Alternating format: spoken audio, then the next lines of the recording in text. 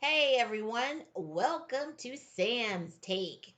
Here's a clip of three ESPN analysts talking about Coach Prime's chances to making it to the Big 12 college football playoffs. I think they can do it. I'm really super excited about what I've been seeing lately. Everybody, it seems like it's getting better and better. But I want to hear from you below. Do you think they can make it into the playoffs? And if not, let me know as well. But before I play this clip, do me a favor and hit the like and subscribe button. Don't forget to subscribe to the channel. Now, let's take a listen. Colorado on a bye week somehow found a way to win. They get Travis Hunter on game day. Yeah.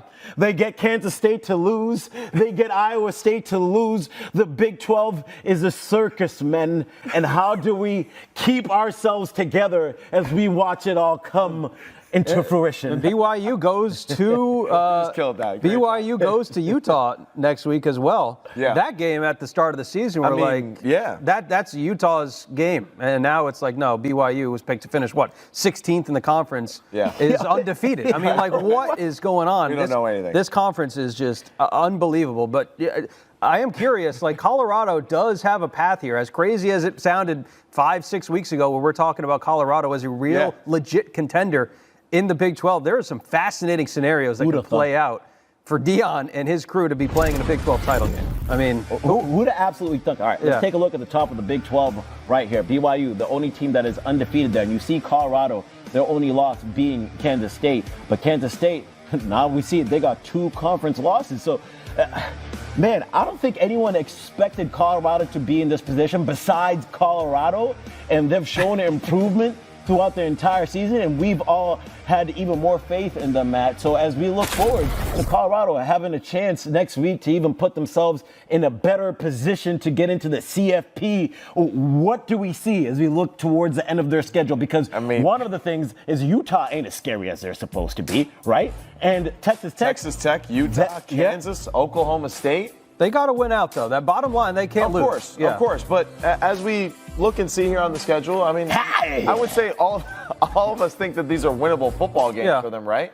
And, man, to think that Colorado, after everything, and I can't lie, I mean, I doubted them for sure early on to start this football game, but hey, they've done a great job. I have no watch on today, but they've done a great job. So here's the scenario. Colorado needs to win out. Yep. They need Kansas State to give them some help and beat Iowa State. Right. And then they need to beat BYU in the Big 12 title game. So those are pretty much the three and then they scenarios. They get a bye and they'll have a home game. I mean, like that. It's just nuts to think about. Yeah. Like, I'm sorry, not hosting, but like they will be the home team considering that they win the conference, but crazy to think that they could potentially get a first round Think about this, guys. When Deion got to Colorado, the previous season, how many wins did they have, Sam? One, right? Yes, one. Next season, they get 4 wins. Obviously, people didn't expect it, but you start the season off where you get the win against TCU, a team that played in the national championship. Yep. All of a sudden, this team is in the media. Everyone is interested in talking about Colorado. Whether you like them or you didn't like them, you were watching. That was the case with Colorado. And when they started losing, people love to hop on the fact that they were an overhyped train. They come into this season. Well, they were a year ago. Which they were. Okay, all right. And I do agree, which they were. But then coming into the season, and we remember Deion, I think back to that presser where he sat there and he said, "You better get me right now. You better catch me right now." He pulled because Danny Hurley. That's what Danny Hurley said. He said it straight up. He's like, "All right, y'all got this right now. This is my first year with the team. Go ahead and get your lick in. But next year, y'all going to have to see me." And when they lost in Nebraska, there was this whole big thing on the way that Shador talked bad on his offensive linemen, how things were going to fall apart, how Nebraska was this team that was going to go off. And now all of a sudden, we're looking at it like, dang. These boys are actually pretty bad because that Nebraska loss, I think, flipped their entire season around. It definitely was. I mean, there's always good losses. We talk about this, we've only been doing the show for 2 years now, but still, last year and this year, we talk about good losses help your football team. Nebraska was one of them, definitely toughened them up and toughened up their offensive line, toughened up their defensive line in that football game. We've seen what Nebraska has done to other Big Ten opponents. Big picture, though, I mean, I don't know, Big 12 football, it's just like as a whole right now, I don't really know what to make of it big picture-wise.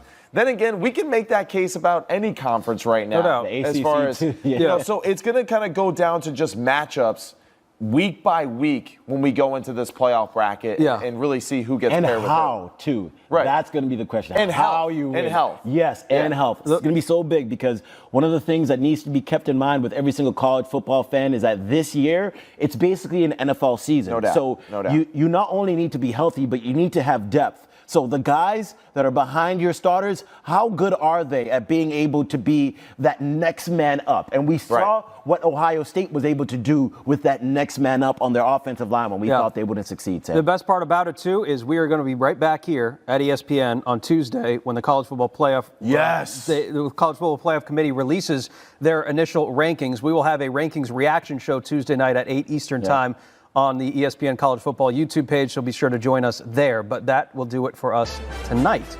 So we will be saying goodbye and farewell from week 10. Yeah, that went bad. quick. Too bad. We'll be back Tuesday, and we'll be back next Saturday.